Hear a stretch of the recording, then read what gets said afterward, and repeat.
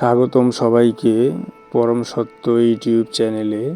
পরম সত্য ইউটিউব চ্যানেলের আজকের এই ভিডিওতে আমরা মহাগ্রন্থ কোরআনের ৯৯ নং সূরা জিলজালের তাফসির তুলে ধরছি।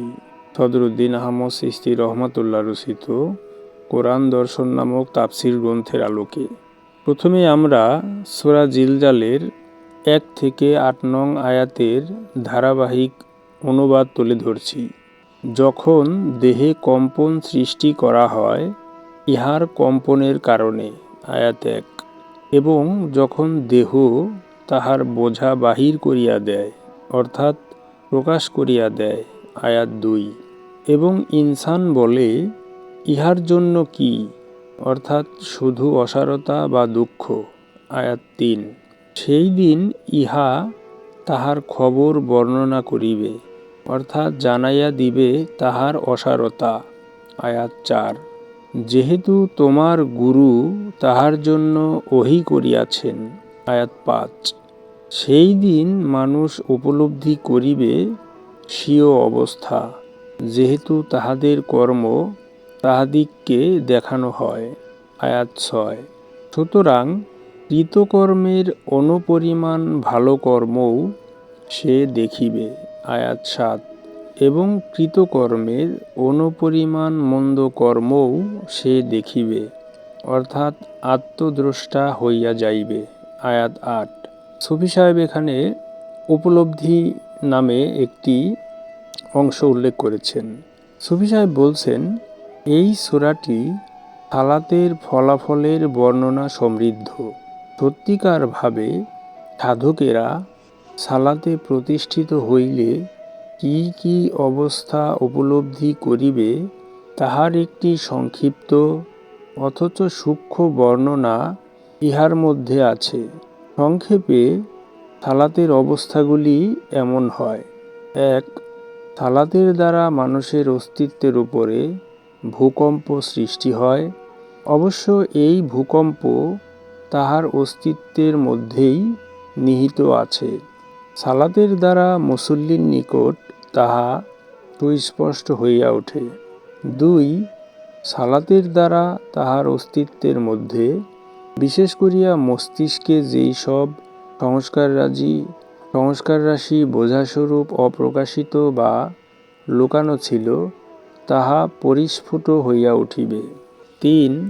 সালাতের সাধকেরা তাহার আপন অস্তিত্বের অসারতা দেখিয়া বিস্মিত এবং চমৎকৃত হইবে।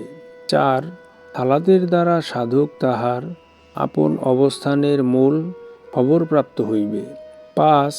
সালাতের মাধ্যমে অস্তিত্বের অসারতার উপরে ওহী লাভ করা হয়।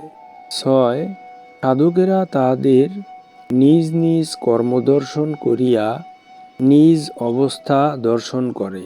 ৭. সালাতের মাধ্যমে সাধকেরা অনুদর্শন করিয়া সত্যদ্রষ্টা হন। জররাকে অবলম্বনরূপে গ্রহণ করিতে হয়, তা না হইলে সত্যদর্শন হইবে না। সুফি সাহেবের সূরাটির উপর মন্তব্য: সালাতের সাহায্যে মৃত্যুর আগে যে মৌত হওয়া ইনসানের জন্য বাঞ্ছনীয়, তাহাই ভূমিকম্পরূপে সাধকের দেহের মধ্যে সংগঠিত হইয়া থাকে। এই সূরাটি প্রকৃতপক্ষে মরার আগে মরিবার একটি লক্ষণরূপেই প্রকাশ করা হইয়াছে বলিয়াই সুফিগণ বিশ্বাস করেন।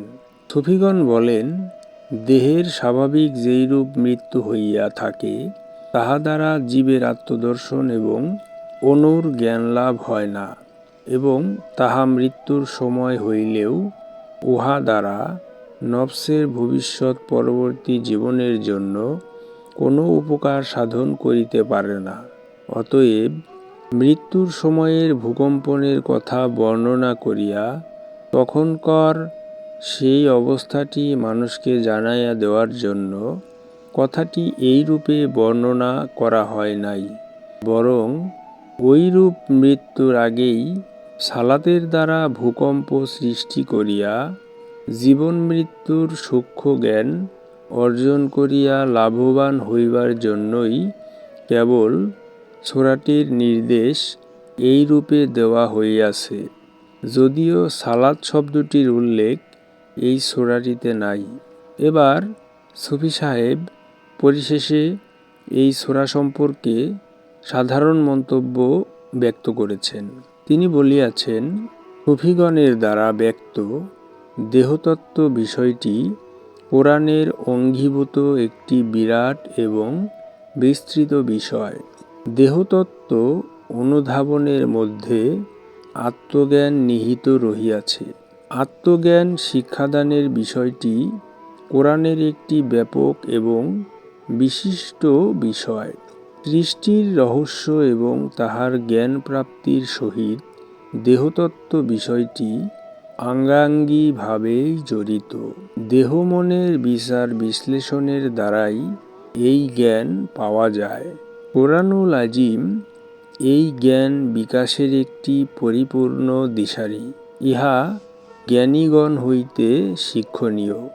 গুরু হইতে প্রাপ্তব্য এই সূরার মূল শিক্ষা হইল সালাতের দ্বারা নিজের অনিত্য রূপ দর্শন করিয়া আপন আমিত্বের বিলোপ ঘটানো।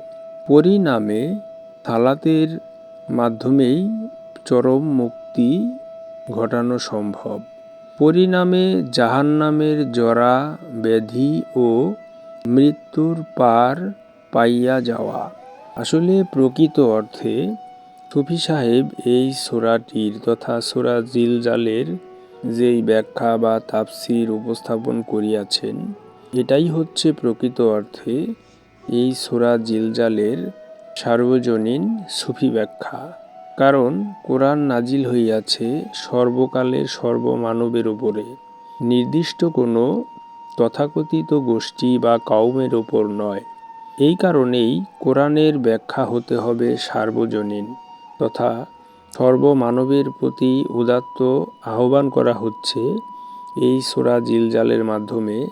সেটা হচ্ছে বস্তুমোহকে পাশ কাটিয়ে নিজের আমিত্বসত্তা সালাতের মাধ্যমে বিলুপ্ত করার মাধ্যমে জাহান্নামের জরাব্যাধি এবং ছায়াতের মৃত্যুর হতে উত্তরণ ঘটিয়ে নিজেকে নিয়ে যেতে হবে সেই চরম উচ্ছে তথা লা মোকামে।